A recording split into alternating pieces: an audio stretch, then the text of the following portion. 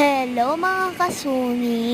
Ngayon pala ay nagtuturuan na naman ako ng split para sa inyo. Please guys, mag-subscribe na kayo sa channel ko. Please lang mag-subscribe na kayo para dumami na yung followers natin. Subscribers natin pala. So, gagawin natin ay mag-mini vlog tayo. Tapos, tuturuan ko kayo paano mag-split kasi na-loss yung split ko. Okay, now, watch and learn.